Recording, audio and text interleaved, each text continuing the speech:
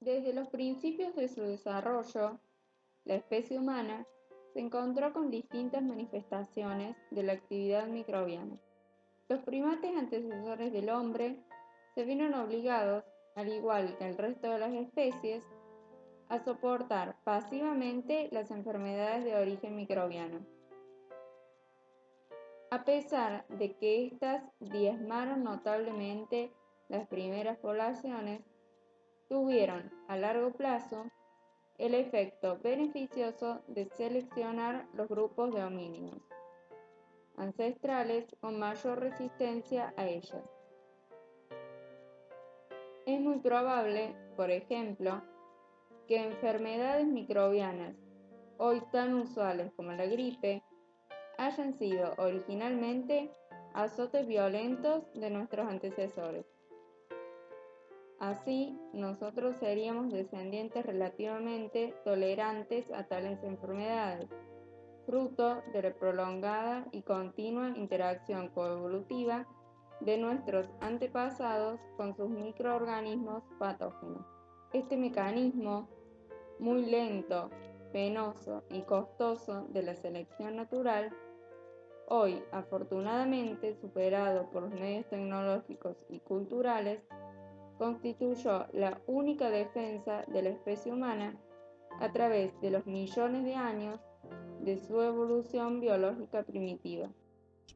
En un sentido evolutivo, los propios microorganismos que producen enfermedades constituyen una fuente de desarrollo de estirpes más selectas y avanzadas entre las poblaciones por ellos infectadas, a la vez que componen un mecanismo de homeostasis ecológica o regulación automática de ellas. En los principios de la vida social, provisto de capacidad cognoscitiva, el hombre primitivo comenzó a reconocer las enfermedades en sus manifestaciones más crueles y generalmente fatales. Pero ante la incapacidad tecnológica para identificar sus causas invisibles, recurrió a explicaciones fantásticas de índole tanto sobrenatural como mágica y supersticiosa. En esta fase se dieron los primeros intentos de control de la fuerza ecológica de los microorganismos patógenos a través de ritos sagrados que luego sistematizaron en ceremonias religiosas. Simultáneamente a esto, y mediante el sistema lógico del aprendizaje por ensayo y error, el hombre logró detectar la capacidad de numerosos productos naturales para curar o atenuar las enfermedades. Un ejemplo gráfico de la trascendencia de estos descubrimientos es el uso de la corteza del quino que hacían las tribus amazónicas con el fin de tratar la malaria o el paludismo. Logro que sirvió como base a la moderna quimioterapia de esta enfermedad microbiana. El descubrimiento de la agricultura fue un evento crucial que dio origen a la vida civilizada. Este hecho enfrentó al hombre con otras manifestaciones importantes del mundo microbiano. Rápidamente, el ser humano entendió que el estiércol y los recursos orgánicos enriquecían el suelo. Luego, encontró que la siembra de algunas especies, como el frijol y la soja, tenían similares efectos. El abonamiento con estiércol y orina junto con la siembra de las leguminosas como abono verde, practicados por los romanos hace más de 2000 años, así como la práctica de cultivos asociados al frijol y al maíz, que data posiblemente de épocas precolombinas, constituyen expresiones antiguas del dominio relativo, pero ciego, de las fuerzas microbianas en ese momento desconocidas. Como consecuencia del constante desarrollo agrícola, el hombre descubrió, en Egipto hace aproximadamente 3000 años, distintos procesos cuya naturaleza microbiana fue descubierta recién en el siglo XIX. Con la invención de la agricultura, se pusieron de manifiesto las enfermedades infecciosas de las plantas cultivadas o de las especies animales domésticas. Por ejemplo, los aztecas asociaban a la pudrición de la mazorca con el crecimiento fungioso de las mazorcas enfermas. Esto es considerado como la primera referencia a la asociación entre un hongo microscópico y una enfermedad de las plantas a lo largo de la historia de la microbiología agrícola. Durante la Edad Media, continuó el predominio de la interpretación mítico-religiosa de las enfermedades. Entre 1346 y 1350, la peste negra afectó a la totalidad de Europa. En el terreno del conocimiento, al cuestionar la interpretación religiosa de las enfermedades, la peste influyó en la búsqueda de concepciones realistas, animando el espíritu científico que crearía las condiciones apropiadas para la invención del microscopio, la investigación experimental del mundo microbiano y el desarrollo de métodos racionales en la prevención de las epidemias. Hoy en día se sabe que la peste bubónica es ocasionada por un patógeno bacteriano que es transmitido por las pulgas a partir de ratas infectadas. Robert Hooke, quien descubrió la célula, observó por primera vez algunas estructuras de organismos microscópicos mientras se dedicaba a su tarea de examinar la calidad de las fibras textiles mediante microscopios simples construidos por él mismo. No había material que no fuera objeto de observación pertinaz e inquisitiva de Leeuwenhoek. Él comprobó la existencia de animalículos, microorganismos. La ubicuidad microbiana refleja la capacidad de adaptación y la diversidad de formas, tamaños y funciones que pueden tener los microorganismos. Louis Pasteur, quien vivió entre 1822 y 1895, recibió como encargo de la industria de la seda investigar las enfermedades que atacaban a los gusanos de seda. Él realizó observaciones microscópicas de los gusanos y de su alimento, las hojas de moreras, en las cuales descubrió la presencia de un pequeño parásito.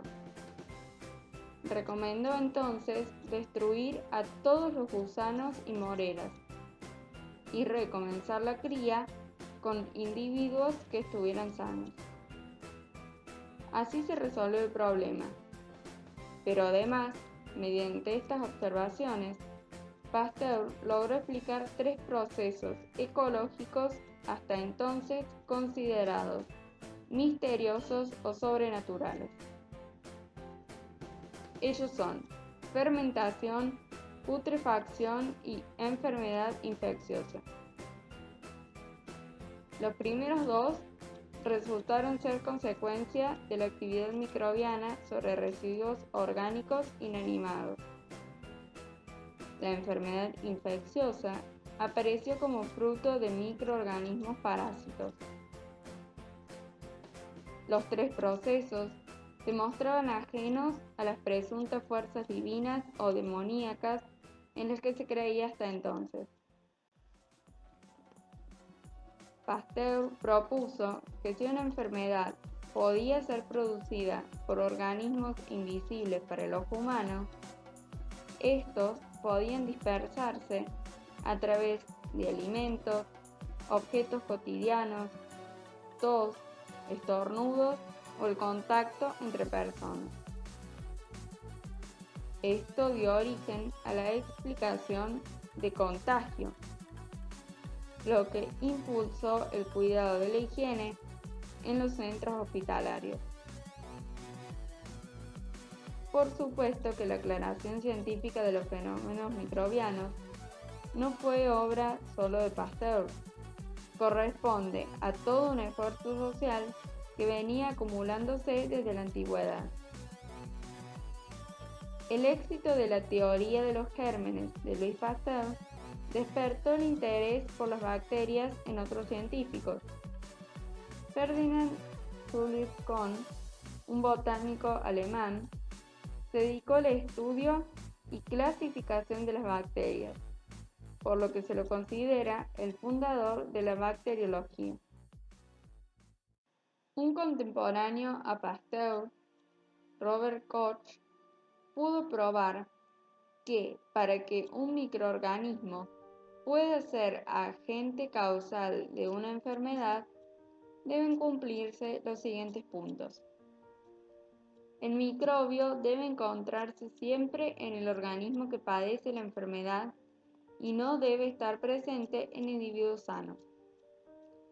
El microorganismo debe aislarse en cultivo puro. Tal cultivo, cuando se inocula en individuos susceptibles, debe reproducir los síntomas característicos de la enfermedad. El microbio debe ser aislado de nuevo de los individuos inoculados y cultivado otra vez en el laboratorio. Este científico además desarrolló un modo de cultivar bacterias en un medio sólido, que es conocido actualmente como el agar-agar. Este tiene la ventaja sobre el cultivo en medios líquidos de posibilitar el crecimiento aislado de distintos tipos de bacterias. También identificó la bacteria causante de la tuberculosis en 1882. Los trabajos de Pasteur junto con los de Kohn y Koch permitieron reconocer y aislar la bacteria que causaba la enfermedad llamada carbunco, lo que posibilitó el encuentro de la vacuna para esta enfermedad. En la última década del siglo XIX, se comenzaron a llevar a cabo investigaciones que permitieron el descubrimiento de los virus.